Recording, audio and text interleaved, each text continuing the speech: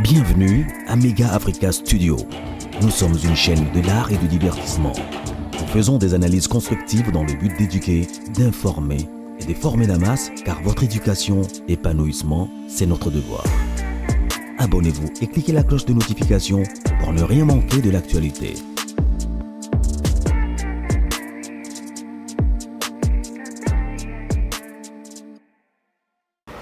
Ezaka ya Marcaouz a qui visait à Schengen. Oui, comment est-ce que Marcaouz ne s'est pas retrouvé à Paris? Voilà, évidemment, Azo qui est territorial.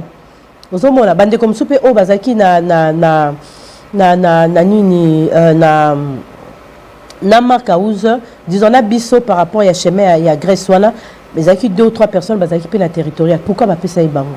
Marcaouz ba funda na niveau ya Schengen que soka ke poto akokima. Et ça c'est une méchanceté. Et moi, je dis toujours merci à Maman Micheline. Je pense aussi à Pasteur Malou Mouleba.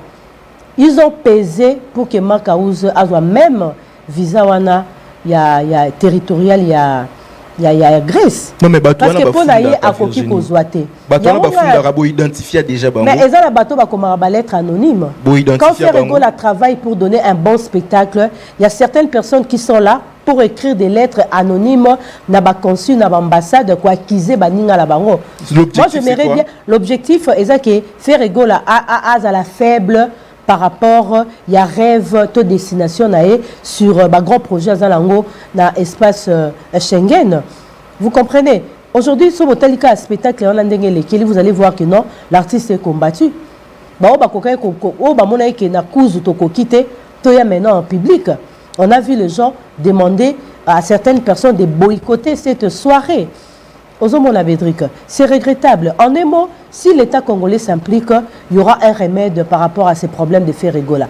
Moi, je vois les gens, bazo pe sa ba visa na bato ko baza l'importance té.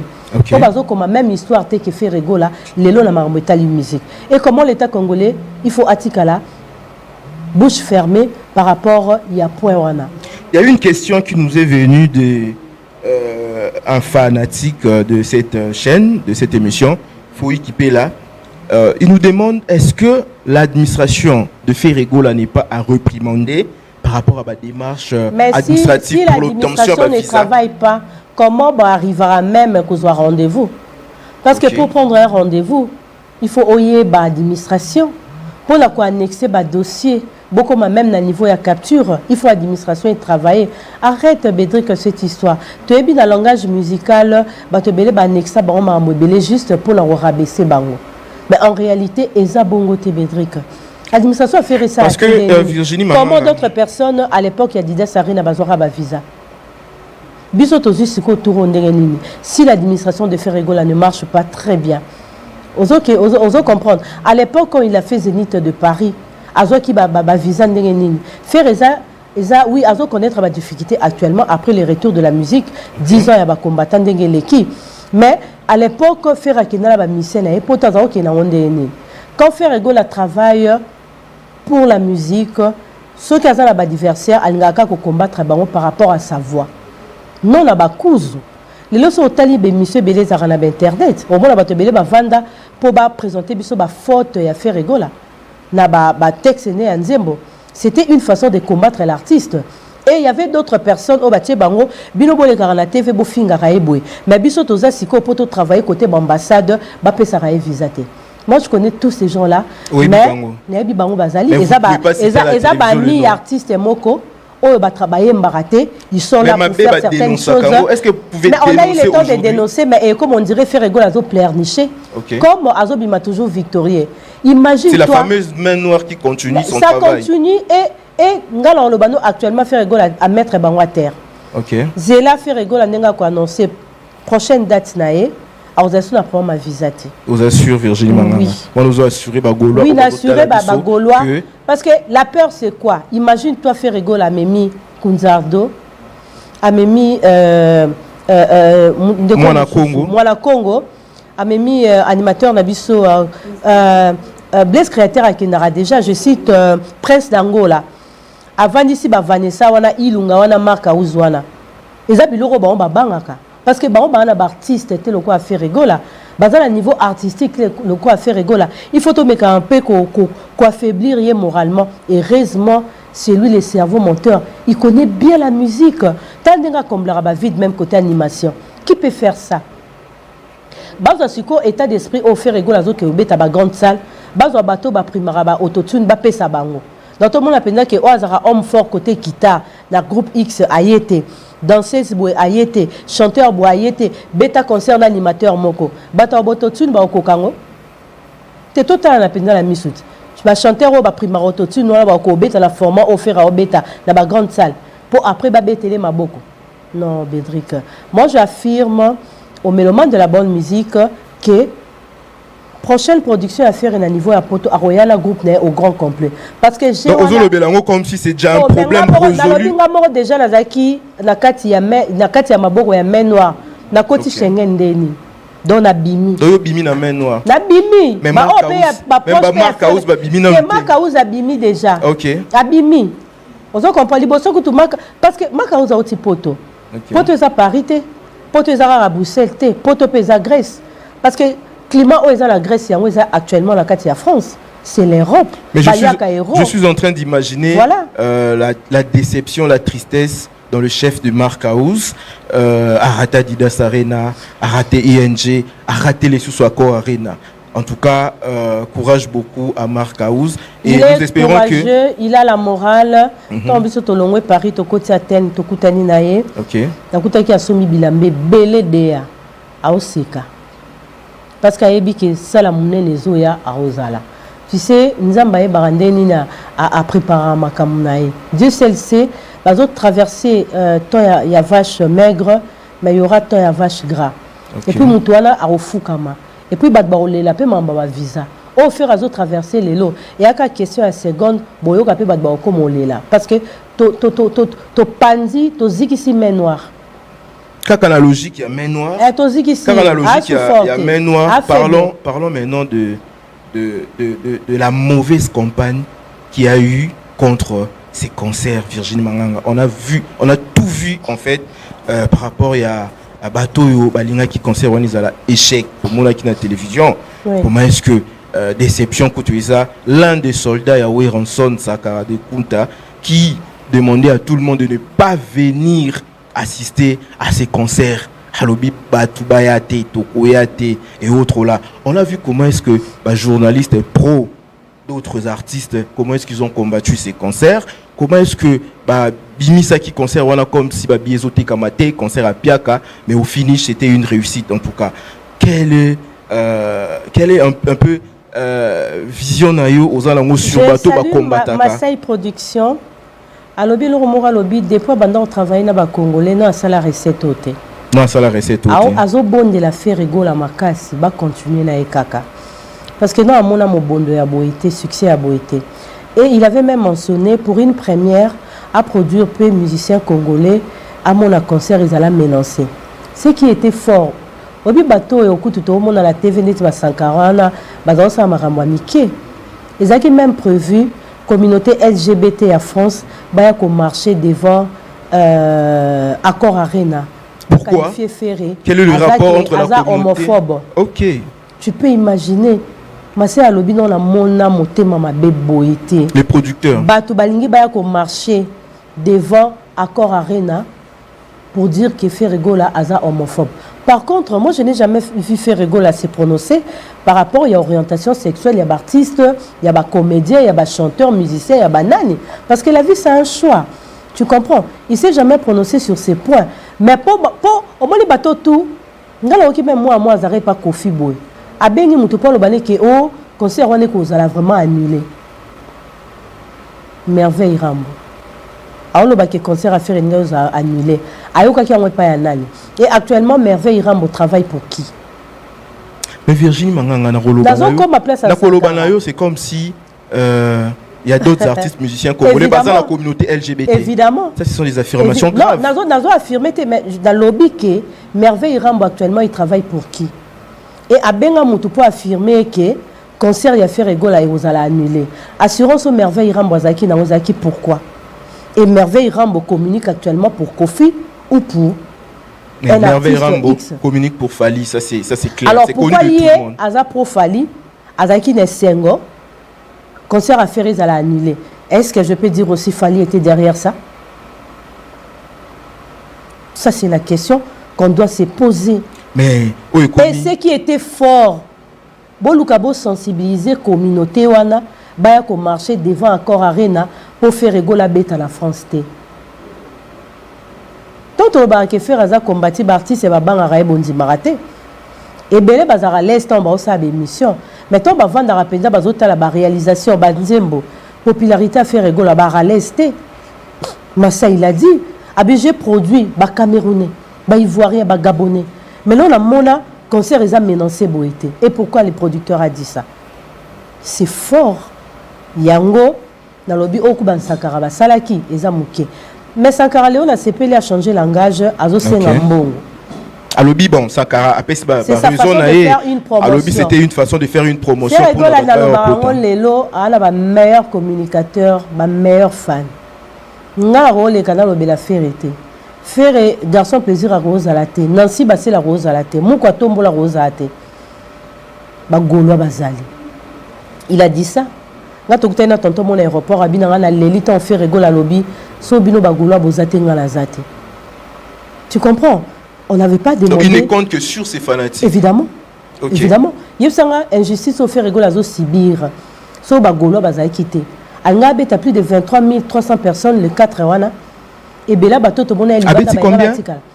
Plus de 23 300.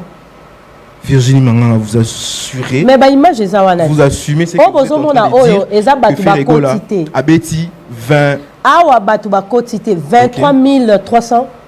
Mais nous avons vu un document circuler sur internet, rapport financier, il y a salle au Yako Arena. C'est faux. Il n'y a eu que 5000. C'est faux, ça les causes à la tête. OK. Et ça la vidéo nous sous exploitant prochainement, batu bazole la kebabier la bisango. Police azotindika batu bakotate. C'était pourquoi? Bon, moi je dirais police. Mais qu'est-ce qui s'est passé batu belé batikala li bandelo ni les kaki. Yo posala ki présent. En premier déjà ba congolais so baye production na place bakota. Ba on balaxa na bilamba. OK. Bazo c'est l'artiste amata. Or le règle du jeu Sandra Kazadi a bien ngo. Soki artiste amati ba aucun rapport. Et puis le concert en bato belé ba comprenait était entrée za ki moko. Bato si ba koti sko police a otala o ba koti wana la ba o ba na kati. Bato ba okufa. Dans la vidéo moko je pense énergie au tiango. Soki voilà, ça c'est la vidéo bazo benda mutu alinga kufa. Moi j'étais là évidemment cette fille azaki étouffée ngaka mna nango.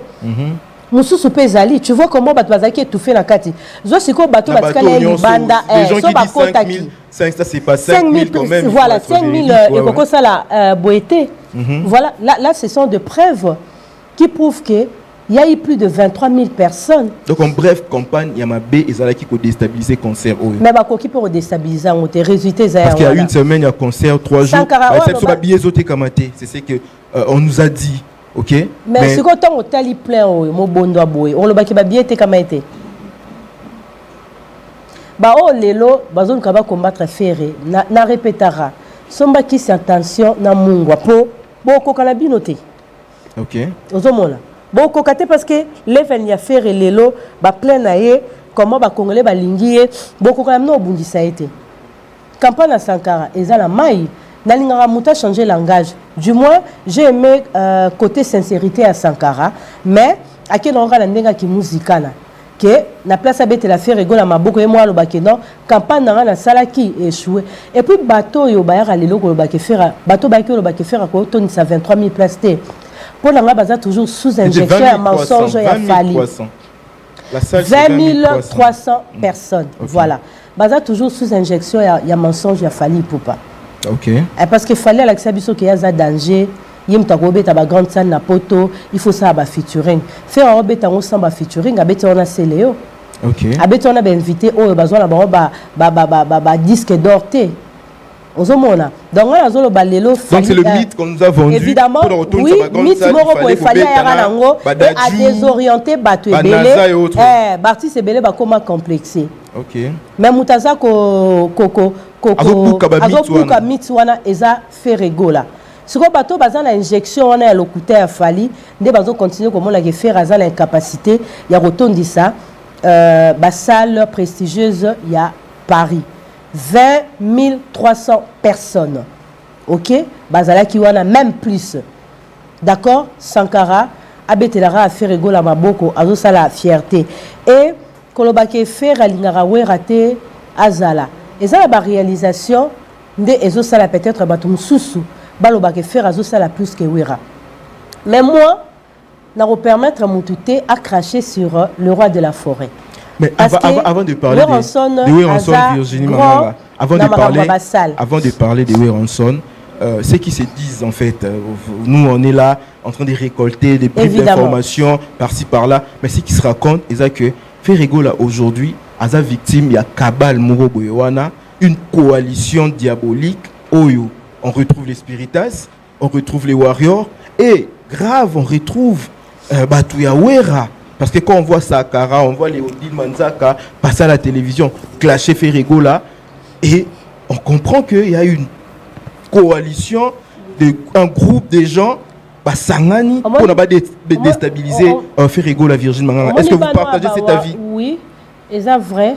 Mon Ibano Aba Warrior, la présidente Bano Aba Warrior, tout l'accident qui est 2300 places plus, pardon, 20 300 places plus. Bano Aba Warrior, la présidente Aba Tambola Andeni. Mon Iweranda Azawana va infiltrer déjà Sankara. Donc Sankara à la Warrior. À la Warrior. Le mot Sankara Bana Wera a été concerné à Belgique. À ça, les promotion ma casse sur le Stade de France. Là, qu'on boycotté concert à faire rigoler à 20 000 places, pardon, 20 300 places. À ça, les plus qu'était. Vous comprenez? Alors, bon, bah, tambolande, nini. À tous les journalistes, bon, tchelo mutu. Ok. Bando tchelo mutu. Netinga pinga à l'époque, ils avaient fisson coloqué. Et puis, bah, c'est là qui est. Quand c'était sur le bureau, monio, le babouende, nini, il y a aussi interview dans le studio, bah, fonctionne à bongo. Ils allaient dire, Wera, milliard Wera, ils ont divisé en deux. Il y a des gens au Bayara pour Wera, Azama Benafere, Bakoti Safali na Makambuya, ya Wenge musique à maison mère. Or, Basankara Bazana de Bayaka, ote, faire à linga côté Wera. Mais ça, Batum Soupe Bazawana, Balobarate vient sonner, faire à lingarayo. Donc, moi, le choix est clair. Wera Rotik, elle n'a jamais qu'on préférait Fali à l'égard des ferrés. Même s'il y a eu mésentente, même si le discours à Sankara, à Rolingue Kaka, on a kara bien. Histoire n'a pas la même histoire que Fali. Fallait remonter à Batou pour combattre Ferré auprès de Wera. Mais Ferré n'a pas intérêt de monnayer les gens pour balingisa Wera. Les Arabes ont vite à Imana, la participation à la Bercy de Paris. Ce qu'ils ont fait, Zénith, des amours, il y a Ferré na Wera. Mais nous avons vu aussi Virginie Manganga, il ne faut même pas occuper. Weranson n'a dit mot par rapport au concert de Ferré. Il n'a rien dit. La concerné Adidas Arena Wera Asalaki poste encourageaki Wera Lobelo côté silence. Bien. Même Kofi Lobelo côté Jiba Lobelo. Parce que Warrior Bazaro Lobake. Tout le monde a Wera encouragé Fali. La Stade de France, tout le monde héritier a encouragé Fali, mais Ferré en tout cas, je n'ai vu personne en fait. Et comme il se temps Oyo Ferré ata balobine loroté bagolo bazali. Moi les Warrior Bazaro Lobaso qui fait razo ça à plaît, les apo Kofi Lobaramo. Pour Wera Lobaramo. Pour balobara fanatique à maison mère Fobaya. Ce que le roi balobité, tout le monde peut faire reconnaître chèque. Donc le lot Ferré azan a 20 300, plus de 20 300 Gaulois na poto.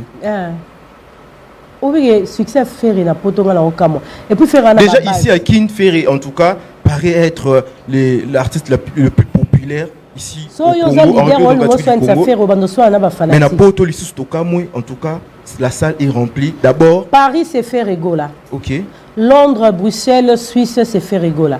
Faire un succès moko ngamona ko canaliser ngote. Et où tu as pu succès on? Et ça fruit à travail, être sincère, avoir le respect na ba vie nae a flataraté. Après ça va visa te pour balingae. Ça peut détruire jeunesse te. Donc eza musique nae eza nzam nzamba teka tinae actuellement en tout cas beau gérant aura bien. parce que vous allez souffrir.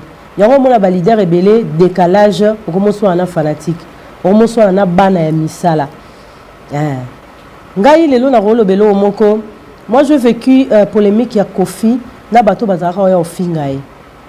Mais lelo Kofi avec son quartier latin. JB Weranson bato bazara ya ofinga bango ko luka ba polémique résultat zani. Oza leader forger musique na yo doit faire comme modèle de lo faire gola azana écart ya makasi na baleki na ba uti na wenge. Oza mwana ya 80 faire azamwa la série 7 oza leki ya faire o mato kita yo butam na 80 faire azamwa la série 7 o boya ke faire un grand frère ndeni. Et puis le lo faire to kota déjà la carte ya nostalgie. Là je fais référence par rapport à ces chansons parce que faire gola la ba chanson ça lui succès ba 20 ans passés. Ba vita imana classique ba ton abeti zazu bimi na neni.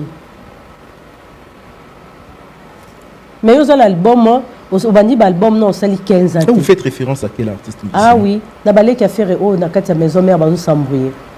Parce qu'il y a des mots où les artistes belé baza sensible là haut. So ka ouvrir na plateau va poser question grand frère.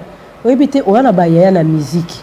On a baye à quartier. So ka ba bi grand frère yo maman moniféré et puis ceux qui peleke c'est. Mais baloba musique ils existé voilà. Donc qui grand frère peut-être la Kofi lo midi kuta dans nga ba benge viete. So benge vie alobi beau papa wemba. Bengane papa wemba vie. Donc azako comité na place ya leki ya papa wemba. Mais ba oba olinga comité la place ya leki ya ferité. Et ça souffrance morale. Faire autre cha you arena pardon à auto beta corps arena. Après producteur azo proposé kuta kembamo parc des princes. OK. So nous allons la salle ya ba 6000. Non beti 10000 té. Obo ya muta 20000 ndeni.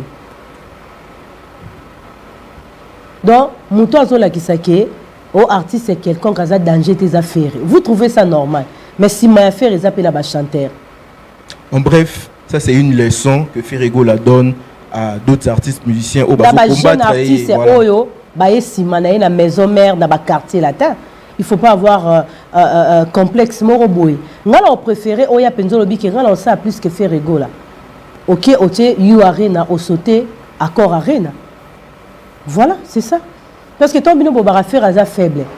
Aza ko décanter maramwana nyonso. Ni na entendre ça 20 300 t. Abetiango. Restons focus sur cet événement majeur de ces concerts Accor Arena de Paris. Vous faites partie de journalistes qui ont fait la promotion de cet événement, Virginie. Évidemment. C'était Missoussou, Nancy Bassele, Jazz Kavoulou, Marlène Kassanga aussi. Oui. En tout cas, mais il y a aussi Junior Louéré, Baera. Ferrego est tellement aimé. Est-ce qu'aujourd'hui, la promotion, eu égard à tout ce qu'on a vu, est-ce qu'on peut dire que la promotion était une réussite? Parce qu'à une semaine, billet, et on critiquait la promotion. Ouais. Mais avec ce qu'on a vu, est-ce que Torolobake Ezala qui réussit? Promotion Bossala qui Moussala Bossali vraiment et Pessiba fruit. Quelle impression ça par rapport au travail fait? Un jour avant la Zonga, papa va bengaenga lundi parce que ce Zonga est mardi. Aïsinga Virginie Manganga merci pour la nuance Bossali. Non si c'est les pas benga qui habillaya Bokini si ba leader et belé ba que ta la concert aux États-Unis. Ba ba yaki France na tembe. Ba kuta un peu na tembe à promotion. Ils pensaient que pour un visa, pour une délégation, pour qu'on rafle promotion et événement à faire. Parce que l'événement, il y a un moko, il y a qui Accor Arena. Manda pas avec voilà. Qui concerne tout le monde qui. Il y a eu des journalistes, voilà, au Bakina pour ça la promotion Manda, tout le monde qui est dans concert. Quand ce moment était qu'après les 4, bah le bel concert à Manda. Oui, bah je viens c'est vanité à ma bé. Moi, il mais c'est comme si presse congolaise peut beaucoup. Exact, bah non, au moins, quand on parle de la presse congolaise, il y a la presse warrior, il y a la presse gauloise en fait. Il faut bien définir qui est de la presse. Parce que tout le monde a eu une partie, il y a des journalistes, un concert à Manda, ça la promotion. Il y a mamie, il est là aussi, il est bon, bah ça est facile. Ok.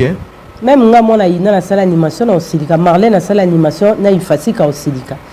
Qui sont journalistes? Qui sont communicateurs? Il faut faire part des choses, ou chroniqueurs, ou youtubeurs. Voilà. TikToker, ou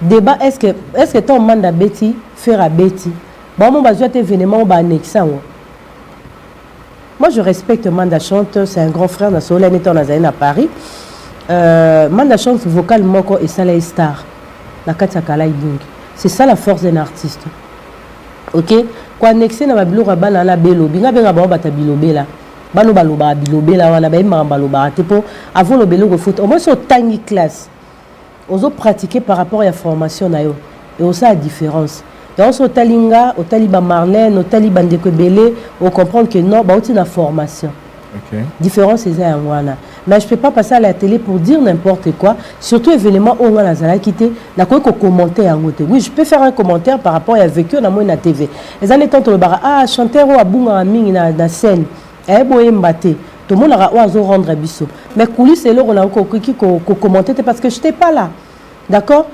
division entre nous à la presse exacte mais ils ont bateau balobara n'importe quoi je reviens par rapport à Ferregola il m'aura reconnaître que tout ça les promotions kitoko venir na biso na poto na ba musicien oh to kende na bango ezala ki bien il m'aura za leader atekisi ba billet na mais nous on a aussi motivé batebele au bazaro kanisa ke non ba misa faire baete parce que elo mo ezeko c'est bazaro ko lo baona ke non ba misa faire baete on fait rigola za ba misa le barana ba visa OK mais ce que bazo linga kaka il faut faire même Virginie Manganga il faut même Nancy Basele même ça même ngate ma memi Marcaus a même ba chanteur nae ba on est ba jouer grand rôle sur événement nous serons là juste pour communiquer même si je communique au niveau de Kinshasa on a toujours motivé à Roya voilà il fallait que démasquer dans le quoi qui on va misser à faire baete on a na poto tout ça na Ferrari balubasa bazalaki Blaise créateur azalaki Charlie Solo azalaki batino so bazalaki wana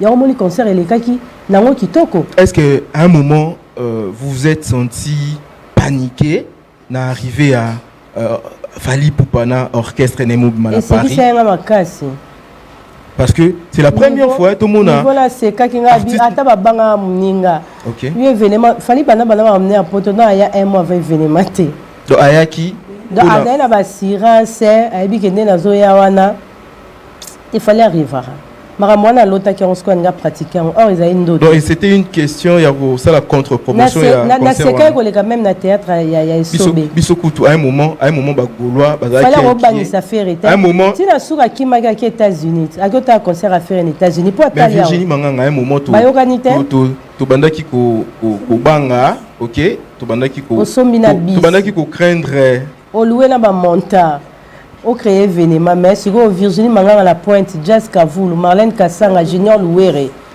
mais la dernière fois où Yona Fally se retrouva à l'étranger dans la même ville ça s'est pas bien passé OK bandaki banga telo moi mabeko makuna non là ko banga été parce qu'à Abidjan nous savons tout ce qui s'est passé à Abidjan à Sanza moto ta dragon te au banga ndenya nera simple moto musicien ça la groupe nae Ferrego la bangi sarae Ferrego la bangi ça abangi ça bon ya kolukani na Paris Sony tellement bataou qui Sony moi monique et na koki na ngata kimia ki États-Unis OK na moi misene moi les gars na TV na luka polémique moi polémique za ne longi ne lamba na physique à polémique misene moi na les gars na TV na azobeta na empire baku bakala nani Micha Fally na bosa ko mona ga mukolo boy logo à télé à lesquels nga banda crèche à télé ne longa polémique te ana stéma ya polémique te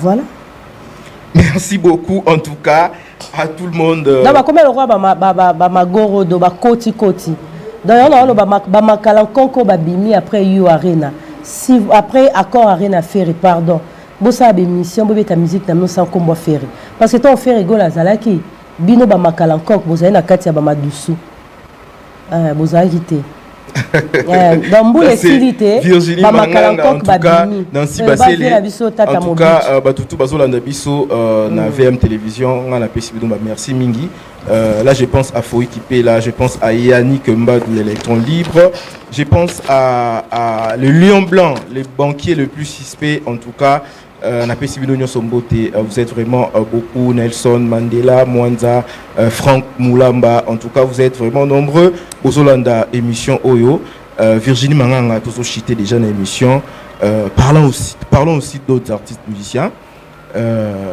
on a vu la sortie médiatique de l'artiste musicien Héritier Watanabe, la sortie médiatique pour faire la promotion d'un concert Nairobé à la Zénith. Et il y a eu beaucoup de critiques par rapport à sa façon de vendre son concert, avec qui ça la promotion concernée, mais il a plus parlé de d'autres artistes musiciens, Ferré et autres là.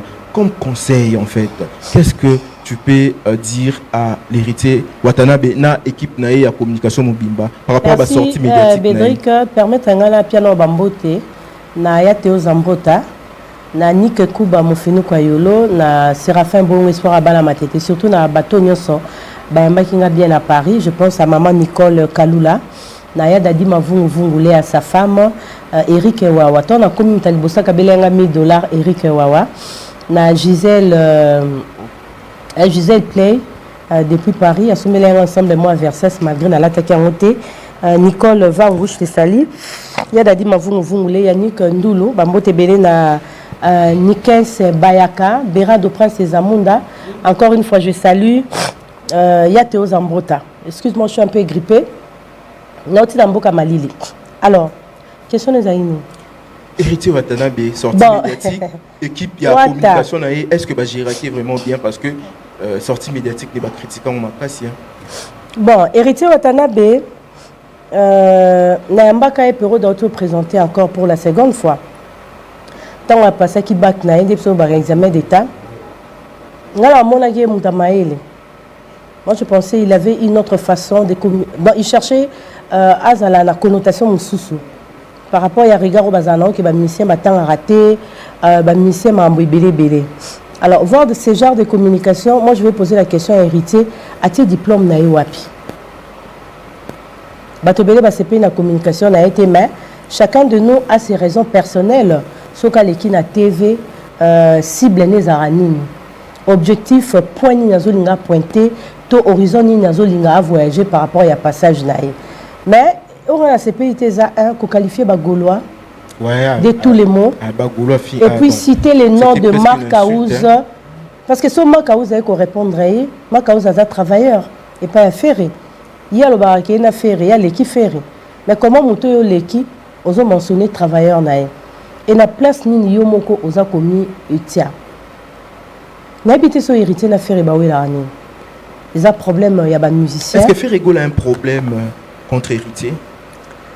Bon, c'est la question que je dois me poser. Ça fait presque 2 ans Lilo.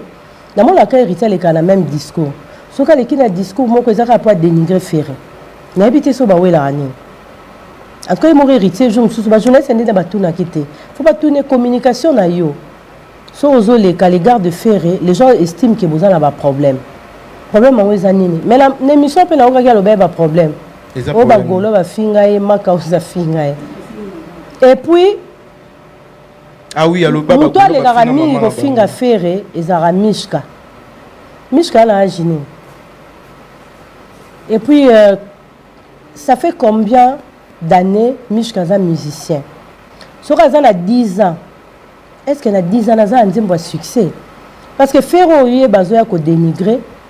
Déjà, dans moins de 20 ans, il y a la vie de Imana. Il faut compter parmi les meilleurs. Quand il y a des comparants, le roi papa ou Mbana Jibem Piana. Est-ce que Mishka Lelo va comparer à grand chanteur et à Lelo? Nos leaders ont aussi le devoir d'aider nos artistes pour leur futur. Là, on dit héritier Moni, oh Mishka Lobara, et Kokite. Yemora Ekoleka. Pour la moitié Mishka, ben mission est sous BST. Batbaton dit Mishka. Kofinga Ferré, Koleke la J7. Oh, ils ont un album. Azo Misa Tourbillon, ils ont génériquement Kitoko. A mentionné en côté. A sénité Batubaya Kosomba billet. Et mission essaye le coup là, héritier a besoin de soutien à Baspiritas. Pardon, il y a Warrior. Mais tout le monde a sali promotion à Stade de France. Et ce qui est regrettable, et puis il fallait qu'il parle bangote. Est-ce qu'il fallait qu'il parle? Ça devient ridicule. C'est ridicule de ma part. Ok. Ils pensent faire mal à Ferrego là. Par contre, moi je dirais Watanabe. Watanabe. Motuna tembe la biso to ebaki. Mutamaye. Fallait incapable de dire là où bâtissa ba relation à héritier. Atinda batune ba retourne héritier. Mais moi, il était incapable. Et de voir encore héritier passer dans la mission que le Babilo Kouana, dans un cas, donc, faire rigoler. Donc, héritier qui t'est venu ici. Azel Soumoto na tembete. Tembeza. Ezali. Ok. Merci beaucoup. En tout cas, nous arrivons presque à la fin de cette émission, Virginie Manganga. En tout cas, comme synthèse, ok, de ce qui s'est passé là-bas, Oyoyo Okoki pour rapporter nous ici. En bref, par rapport à l'événement, Izani Virginie Manganga. En premier, l'artiste Ferrigola est combattu, mais il ne s'est jamais. Il est combattu, mais non, Azali déjà, disons, non, le monde est néné. Hein? Combattu, mais pas abattu, voilà, très bien. Okay. Et puis, le problème des visas a trouvé déjà solution. Il y a un petit souci par rapport à Makambo et les cas qui m'a mis une grande partie qui est déjà visa. Et Barozwali Sousso. C'est un artiste qui est beaucoup aimé dans ma grande personnalité à monde. Je prends exemple Madame ambassadrice Nabiso et à Grèce, comment il s'est donné pour inviter Ferré à bêta devant les diplomates. Au niveau de la France, j'ai vu certaines personnes être dessus. Na absence, par exemple, il y a Ilunga. Je dis Ferré Gola a commis Ilunga na niveau. Bienvenue à Mega Africa Studio. Nous sommes une chaîne de l'art et du divertissement. Nous faisons des analyses constructives dans le but d'éduquer, d'informer et de former la masse, car votre éducation, épanouissement, c'est notre devoir. Abonnez-vous et cliquez la cloche de notification pour ne rien manquer de l'actualité.